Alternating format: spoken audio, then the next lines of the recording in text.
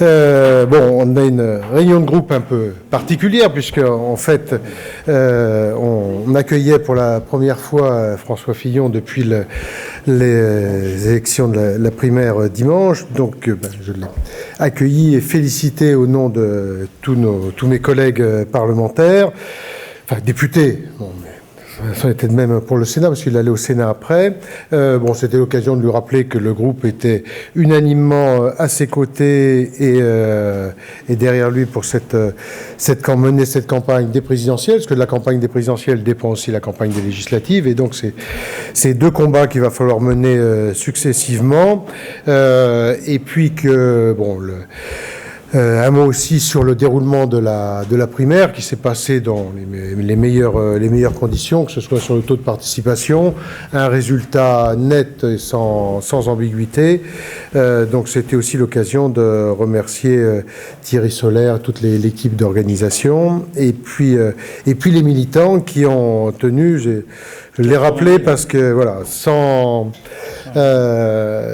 les militants républicains, on était incapable d'organiser la primaire dans ces conditions.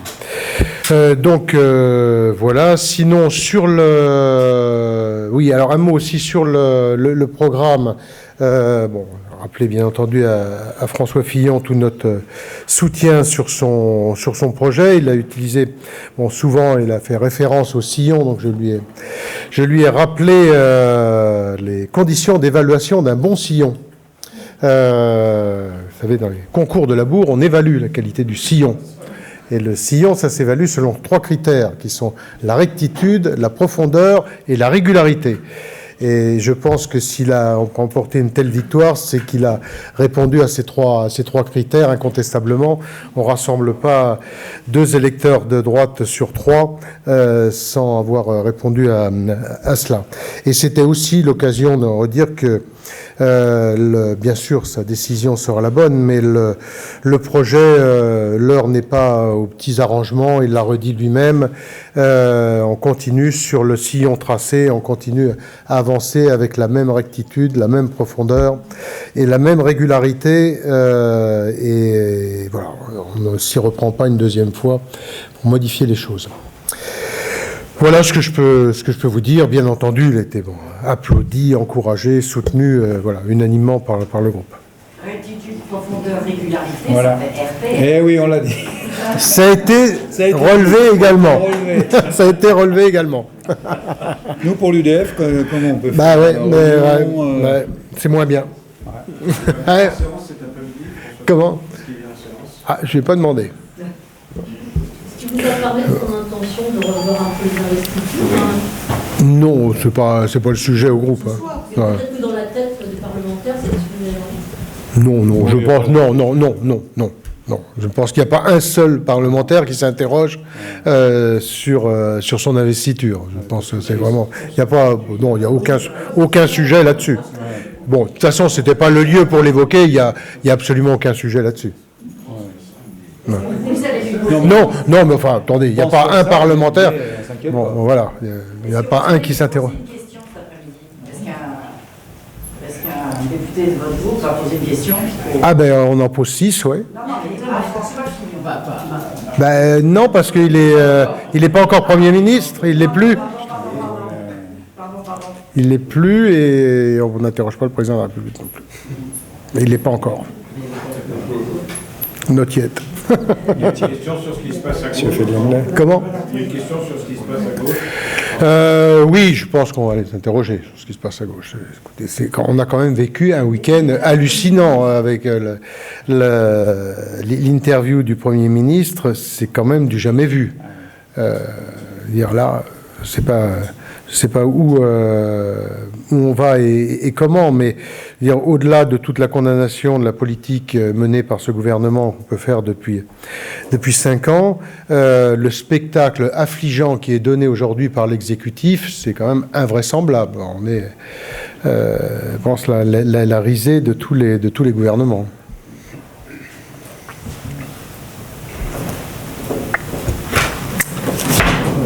C'est bon, oui. Non, on a été juste sur l'accueil, j'ai fait à François, puis la réponse. Je voulais vous demander quelle sera la position de votre groupe sur la proposition de loi socialiste qui prévoit d'étendre le délit d'entrave à l'IVG au site internet. Alors, on y est opposé pour la raison suivante, c'est, bon, d'abord sur la défense de la liberté d'expression, c'est-à-dire d'aller, mais ça c'est bien dans les techniques socialistes, de prendre... d'être sur la pensée unique et les tons moralisateurs. Aujourd'hui, c'est sur l'IVG, demain, ce sera sur autre chose. Donc, et il y a un problème constitutionnel très clair, hein, donc qu'on évoquera au moment du débat. Quel genre de problème ? Sur la liberté d'expression, attendez, on est clairement dans une entrave et une condamnation sur la liberté d'expression. C'est pas anecdotique.